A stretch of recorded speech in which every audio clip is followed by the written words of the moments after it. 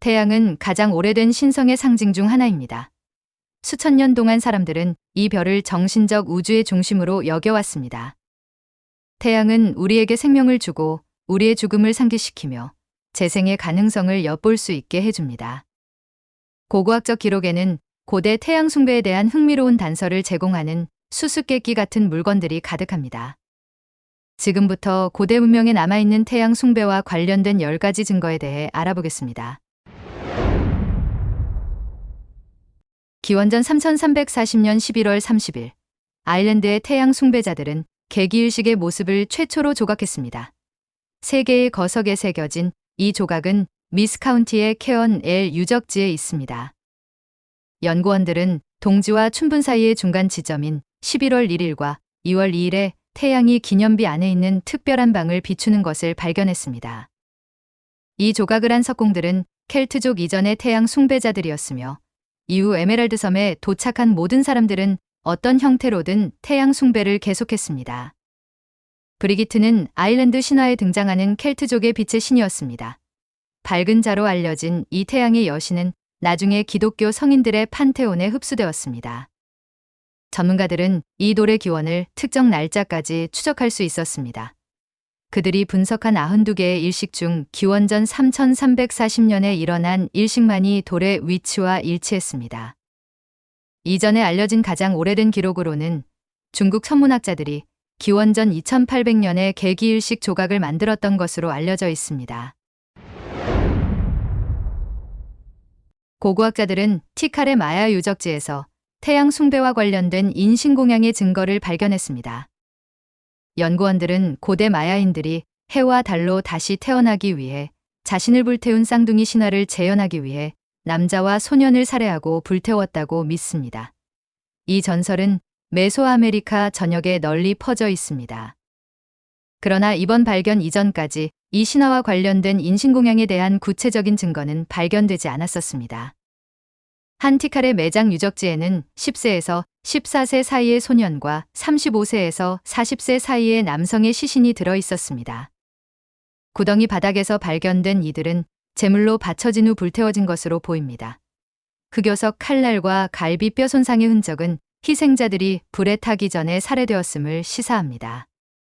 또 다른 사람들은 그들이 구덩이에 던져졌을 때 아직 살아 있었다고 추측하기도 합니다. 매장 구덩이는 티칼의 태양주기 달력 구조와 가깝게 지어졌습니다. 무덤은 또한 떠오르는 태양과 관련된 구덩이의 동쪽 가장자리에 지어졌습니다. 1921년 고고학자들은 덴마크에서 태양의 여사제의 매장지를 발견했습니다. 3400년 전으로 거슬러 올라가는 에그트베드 소녀는 갓난아이와 함께 참나무관에 묻혀 있었습니다. 16세에서 18세 사이로 추정되는 약 160cm의 소녀는 태양 모양의 청동 벨트버클을 착용한 채 발견되었습니다. 전문가들은 그녀의 벨트가 고대 북유럽 시대의 태양 숭배와 관련된 여사제였다는 증거라고 해석합니다. 부분적으로 화장된 아이의 뼈는 나무 껍질 상자에서 그녀와 함께 발견되었습니다.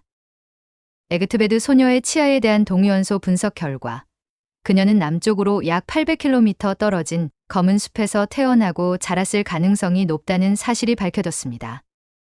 발견 당시 에그트베드 소녀의 옷은 당시 덴마크의 전형적인 옷이었지만 소재는 다른 곳에 살던 동물의 가죽으로 만들어졌습니다. 그녀는 타부족의 옷을 모방하여 다른 부족 사회와의 통합을 시도할 목적을 가졌을 가능성이 높습니다. 전문가들은 에그트베드 소녀가 덴마크의 족장과 결혼한 후 입양된 집에 묻혔다고 생각했습니다. 고고학자들은 최근 청동기 시대 아일랜드의 태양 숭배자들이 신성한 유물을 만들기 위해 바다 건너편에서 마법의 금을 찾았다는 사실을 발견했습니다. 발굴 당시의 현지에서 채굴된 것으로 추정했던 4000년 된 금은 화학 분석 결과 실제로는 영국 남서부에서 채굴된 것으로 밝혀졌습니다. 발굴된 금 유물들의 가장 일반적인 형태는 태양 모양으로 고대 아일랜드의 영적 신념을 반영한 것입니다. 영국에서는 이와 유사한 유물이 발견되지 않았는데 이는 금이 수출된 후 아일랜드에서 가공되었음을 시사합니다. 영국 남서부는 청동기 시대의 골드러시가 일어났던 곳입니다. 전문가들은 코널과 웨스트 데본에서 약 200kg의 금이 채굴되었다는 이론을 세우고 있습니다. 어떤 사람들은 당시 주석 채광이 더 중요했고 금은 부산물에 불과했다고 믿고 있습니다. 청동기 시대에는 주석이 구리와 함께 합금의 필수 요소였기 때문에 코널에서의 주석 채광은 당시 서유럽에서 필수적이었습니다. 영국에서 금이 더 흔했는지 아니면 미적, 상징적 특성 때문에 특별히 더 많이 사용되었는지는 알 수 없습니다. 1902년 고고학자들은 덴마크의 한 늪지대에서 트루놀름 태양 전차를 발견했습니다. 기원전 1800년에서 1600년 사이에 만들어진 이 유물은 길이 58cm의 말, 바퀴 6개, 원반으로 구성되어 있으며 모두 청동으로 만들어졌습니다. 원반의 한쪽 면은 얇은 금판으로 덮여 있습니다. 속이 빈 주조 조각품은 유럽에서 가장 초기에 만들어진 말 조각품 중 하나입니다. 어떤 사람들은 의식 공연 중에 말과 태양 원반을 움직이기 위해 바퀴가 있었다고 추측하기도 하며 다른 사람들은 바퀴가 단순히 전차를 똑바로 세우는데 도움이 되었을 수 있다고 생각합니다. 코펜하겐 대학의 클라우스 란즈보그에 따르면 태양 쪽의 크기는 양력 1년의 3분의 1을 나타내고 달 쪽은 음력 6개월을 나타낸다고 합니다. 여행하는 태양이라는 개념은 고대 세계의 신화에 널리 퍼져 있었습니다. 북유럽, 켈트, 힌두, 그리스, 이집트 종교는 모두 태양신이나 동물에 의해 태양이 하늘을 가로질러 이동한다고 믿었습니다. 2000년 고대 이집트 아비도스 유적지에서 발굴 작업을 하던 연구원들이 5000년 된 선박의 선체를 발견했습니다. 기원전 3000년에 건조된 것으로 추정되는 이 배는 이 유적지에서 발견된 14척 중 하나였습니다. 이 아비도스 보트 무덤은 제2왕조 파라오 카세케뮤의 납골당 옆에 위치해 있습니다. 전문가들은 이 배들이 파라오의 무덤보다 먼저 묻혔으며 첫 번째 왕조 초기의 통치자를 위한 것으로 추정하고 있습니다. 아비도스 보트는 태양의 신라가 태양의 보트를 타고 하늘을 여행했다는 고대 이집트의 믿음과 관련이 있습니다. 이 여행은 라가 매일 재생하는 주기를 상징합니다. 이 배들이 매장되기 전에 사용되었는지 여부는 아무도 모릅니다. 배들은 각각 약 30명의 노 젓는 사람을 수용할 수 있을 만큼 충분히 커서 실제 항해가 가능했을지도 모릅니다. 널빤지를 이어붙여 만든 이 배는 이집트에서 가장 이른 시기에 만들어진 배의 예입니다. 고고학자들은 덴마크의 보르놀름 섬이 5500년 전 태양을 숭배하는 사원단지가 있던 곳이라고 믿습니다. 이 단지의 입구는 하지와 일치하도록 정렬되어 있으며 연구원들은 태양 광선 문양이 새겨진 수많은 돌 원반을 발견했습니다. 일부에서는 태양 원반이 실제로 들판, 울타리, 식물이 그려진 초기 지도일 수 있다고 추측합니다. 이러한 양식화된 지도는 같은 시기 이탈리아 알프스에서 발견된 풍경 조각과 유사합니다. 다른 사람들은 태양돌이 농지의 비옥함을 가져다 주기 위한 마법 아이템이었다고 주장하기도 합니다. 발굴을 통해 도자기, 동물뼈, 태양의 원반이 발견되었는데 이 원반은 손상된 경우가 많았습니다. 또한 태양 숭배자들의 성지 역할을 했던 리스페비에르에서도 비슷한 원반이 발견되었습니다. 바사가르드 유적지에서는 수백 년 동안 의식 활동이 계속되었습니다. 연구원들은 3D 레이저 스캐닝 기술을 사용하여 단지의 공간들과 무덤으로 통하는 통로들을 매핑하고 있습니다. 1947년 고고학자들은 스톤헨지 근처에서 해골 유골과 함께 신비한 황금 태양 디스크를 발견했습니다. 4500년 전으로 거슬러 올라가는 이 얇은 양각 금판에는 원안에 십자가가 새겨져 있습니다. 전문가들은 폭 5cm 크기의 이 디스크가 청동기 시대 영국인들의 영적 믿음과 일치하는 태양을 상징한다고 믿고 있습니다. 지금까지 이 섬에서 발견된 태양 디스크는 6개 뿐입니다. 태양 디스크의 희귀성을 고려할 때 전문가들은 이 유물이 족장의 것이라고 추정하고 있습니다. 청동기 시대의 엘리트는 이 유물을 무덤에 가져갈 정도로 소중히 여겼나 봅니다.